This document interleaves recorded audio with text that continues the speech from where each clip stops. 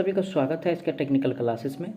तो चलिए दोस्तों, आज बात करेंगे इलेक्ट्रिकल एसोसीरीज और इलेक्ट्रिकल एसोसीरीज से जो प्रीवियस पेपर में क्वेश्चंस पूछा गया है, सभी क्वेश्चंस को देखने का प्रयास करेंगे इस वीडियो में। तो आप लोग इन वीडियो में इन तक जरूर बने रहिएगा। साथ ही साथ नए हैं तो चैनल को सब्सक्राइब करके वीडियो को जरूर शेयर कर दीजिएगा। और दोस्तों, आप लोग डिस्क्रिप्शन को जरूर चेक कर लीजिएगा, क्योंकि डिस्क्रिप्शन में आप लोगों के लिए व्हाट्सएप ग्रुप, टेलीग्राम, इंस्टाग्राम सभी का लिंक मिल जाएगा। आप लोग सभी को फॉलो कर सकते हैं, बारी बारी से सभी पे नोटिफिकेशन मिलता रहेगा। आज का सबसे पहला प्रश्न इससे स्टार्ट करेंगे। इलेक्ट्रिकल एसोसीरीज का दिया हुआ है, निम्न में से कौन सा कम वोल्टेज फ्यूज का एक उदाहरण है। यानी कि कम वोल्टेज फ्यूज में जो हम प्रयोग करते हैं, किसका प्रयोग किया जाता है वो हमको बताना है। ए में दिया HRC फ्यूज का, ठीक है। सबसे पहले समझेंगे, यानी कि HRC का जो फुल फॉर्म होता है तो हाई रिपीटिंग कैपेसिटी फ्यूज होता है। क्या होता है? हाई रिपीटिंग कैपेसिटी फ्यूज होता है। इसको ध्यान रखिए, क्वेश्चन से बार बार पूछा जाता है फुल फॉर्म से, ठीक है। बी में दिया हुआ है यानी कि HRC, यानी कि तरल पदार्थ का, ये था कारतूस, और ये है यानी कि तरल, यानी कि तरल लिक्विड फ्यूल, ठीक है, यानी कि HRC। और सी में जो दिया हुआ है यानी कि एक्सपेल्सन प्रकार के HRC फ्यूज, ठीक है। और डी में दिया ड्रॉप आउट टाइप फ्यूज, ठीक है, ड्रॉप आउट प्रकार के। और हमसे क्वेश्चन से पूछ रहा है यानी कि कम, यानी कि वोल्टेज, ठीक है ना, वोल्टेज फ्यूज का एक उदाहरण है, कम वोल्टेज फ्यूज का उदाहरण है। अकॉर्डिंग टू ऑप्शन के हिसाब से देखा जाए तो दोस्तों ऑप्शन डी में जो दिया हुआ है ड्रॉप आउट टाइप फ्यूज, ये जो है यानी कि कम वोल्टेज फ्यूज का एक उदाहरण है, ठीक है। राइट आंसर की बात किया जाए तो ऑप्शन इसका डी सही हो जाएगा, ठीक है, क्योंकि HRC का प्रयोग करते हैं यानी कि उच्च वोल्टेज में, साथ साथ यानी कि तरल भी हो, और तरल का भी प्रयोग करते हैं उच्च वोल्टेज में, और कारतूस का भी प्रयोग करते हैं उच्च वोल्टेज में, ठीक है। अगला प्रश्न पे चलेंगे। आज का अगला प्रश्न जो दिया हुआ है, कह रहा है कि निम्नलिखित में से कौन सा फ्यूज तत्व की विशेषता नहीं है। यानी कि फ्यूज में जो तत्व होता है, जो विशेषता होता है, क्या क्या होता है। एक इसमें ऑप्शन जो दिया है 4, उसमें से एक नहीं वाला है, वही उसको हमको वो पहचानना है। ए में कह रहा है यानी कि कम, यानी कि मेल्टिंग पॉइंट। क्या कह रहा है? ए में कम मेल्टिंग पॉइंट, तो कम मेल्टिंग पॉइंट तो होना ही चाहिए। बी में कह रहा है यानी कि कम कंडक्टिविटी। क्या कह रहा है? यानी कि कंडक्टिविटी। अरे भाई, कंडक्टिविटी तो यानी कि ज़्यादा होना चाहिए, तो इसमें कम कह रहा है, तो चलिए इसको यानी कि बैक लिस्ट में रखते हैं। ऑप्शन सी पढ़ लेते हैं। ऑक्सीकरण से प्रभावित नहीं, ठीक है भाई, ऑक्सीकरण से प्रभावित होना ही नहीं चाहिए, ये तो गुण है। डी में दिया है लो ओमिक लो, यानी कि कम ओमिक नुकसान, ये भी ठीक है भाई, ये तो गुण है, यानी कि कम यानी कि ओमिक नुकसान होना चाहिए। लेकिन बी में जो दिया हुआ है कम कंडक्टिविटी, तो कम कंडक्टिविटी फ्यूज के पास होना नहीं चाहिए, ठीक है, यानी कि उच्च कंडक्टिविटी तत्व होना चाहिए उसके पास। राइट आंसर की बात किया जाए दोस्तों, ऑप्शन इसका बी सही हो जाएगा, ठीक है। कौन सा? बी सही हो जाएगा। अगला प्रश्न पे चले। प्रश्न दिया फ्यूज की करंट रेटिंग ऑपरेटिंग तापमान डैश है, यानी कि किसका कह रहा है? यानी कि फ्यूज का हमसे पूछ रहा है, वो भी यानी कि ऑपरेटिंग तापमान। ए में कह रहा है यानी कि वैध कर्मानुपाती होता है, ठीक, क्या कह रहा है ए में? यानी कि वैध कर्मानुपाती होता है, ठीक है। और बी में कह रहा है दोस्तों यानी कि सीधे अनुपातिक, तो सीधे अनुपातिक नहीं होता है ये, है ना। और सी में कह रहा है यानी कि इक्वल, तो इक्वल भी नहीं होता ना, चरघातीय होता है। ये जो होता है दोस्तों यानी कि टेम्परेचर का, यानी कि इन्वर्सली प्रोपोर्शनल होता है, यानी कि वैध कर्मानुपाती होता है, जो कि ऑप्शन ए में दिया हुआ है। राइट आंसर की बात किया जाए, ऑप्शन इसका ए सही हो जाएगा। अगर करंट रेटिंग की बात किया जाए टेम्परेचर के अकॉर्डिंग, अगर टेम्परेचर बढ़ रहा है तो करंट रेटिंग क्या होगा? यानी कि घट जाएगा, क्योंकि इसके यानी कि वैध कर्मानुपाती है। अगला प्रश्न पे चलेंगे। आज का अगला प्रश्न जो दिया हुआ है ना, अगला प्रश्न कह रहा है कौन सा फिर ऑयल सर्किट ब्रेकर के विकल्प में के रूप में काम करता है, यानी कि ऑयल के रूप में। कौन सा? ऑयल के रूप में, ठीक है।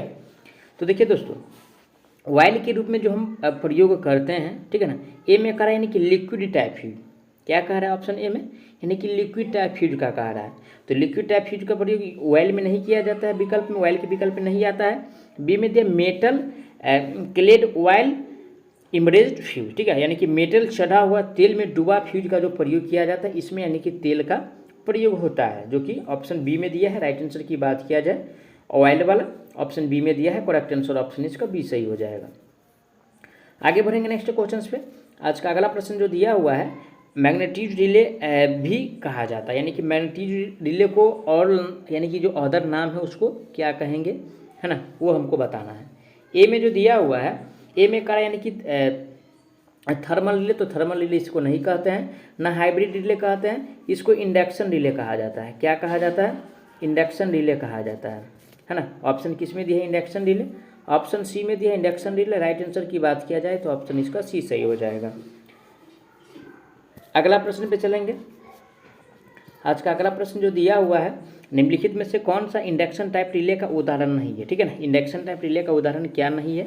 ए में कहा यानी कि रिलैक्सेशन पोल रिले, बी में दिया है इंडक्शन कप रिले, सी में दिया है यानी कि शेडेड पोल रिले, और डी में दिया है यानी कि वाट आवर मीटर रिले। तो नहीं वाला हमको पहचानना था, क्योंकि यानी कि यहाँ पे दिया है नहीं वाला, वो भी इंडक्शन टाइप रिले का जो उदाहरण नहीं है वो हमको पहचानना है।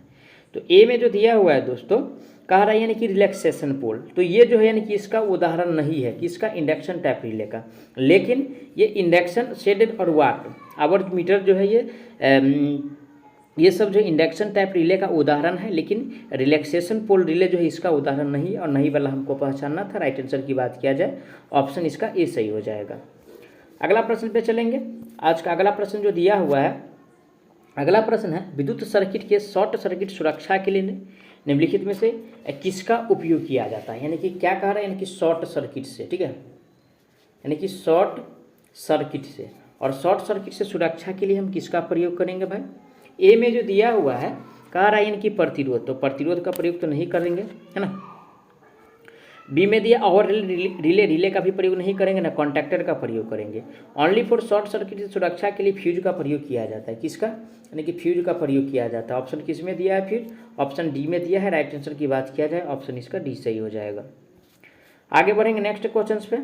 आज का अगला प्रश्न दिया SF6 परिपथ वियोजक में आर्क शामन के दौरान गैस, है ना, आर्क शामन के दौरान जो गैस होता है उसके बारे में हमको बताना है। ए में कह रहा है एस तथा एफ आयन में विखंडित हो जाती है ना। बी में दिया हुआ है SF4 तथा SF2 में विखंडित हो जाती है। सी में दिया हुआ है का ऑक्सीकरण हो जाता है। डी में दिया है SF3 में यानी कि बदल जाती है। तो देखिए इस स्थिति में SF6 की बात यानी कि कर रहा है, और इस स्थिति में यानी कि SF6 जो होता है ये SF4 जो है ना, SF4 और SF2 में यानी कि बदल जाता है, जो कि ऑप्शन बी में दिया SF4 जो से SF2 में विखंडित हो जाता है। राइट आंसर की बात किया जाए ऑप्शन इसका बी सही हो जाएगा। अगला प्रश्न पे चलेंगे। आज का अगला प्रश्न जो दिया हुआ है, देखिए एग्जाम में जो क्वेश्चंस बनता है तो ऐसा नहीं कि मॉडरेट ही क्वेश्चंस बने या इजी ही क्वेश्चंस बने या थोड़ा हाई लेवल का क्वेश्चंस बने, है ना। देखिए क्वेश्चंस रहता है यानी कि सारा क्वेश्चंस रहेगा, कुछ क्वेश्चंस यानी कि इजी भी मिल जाएगा, कुछ मॉडरेट भी मिल जाएगा, कुछ हाई लेवल का भी मिल जाएगा, है ना।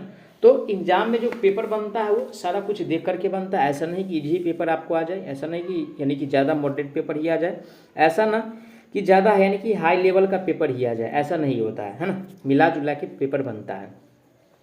अगला प्रश्न है ELCB का पूरा नाम क्या है, किसका, यानी कि ELCB का, ठीक है। इसका पूर्ण नाम की अगर बात किया जाए तो अर्थ लीकेज सर्किट ब्रेकर होता है। क्या होता है, अर्थ लीकेज सर्किट ब्रेकर होता है। ऑप्शन किस में दिया है, ए में कह रहा है कि इलेक्ट्रोलाइटिंग सर्किट ब्रेकर, तो इलेक्ट्रोलाइटिक सर्किट ब्रेकर ये नहीं होता है दोस्तों, अर्थ लीकेज सर्किट ब्रेकर होता है। क्या होता है, अर्थ लीकेज सर्किट ब्रेकर।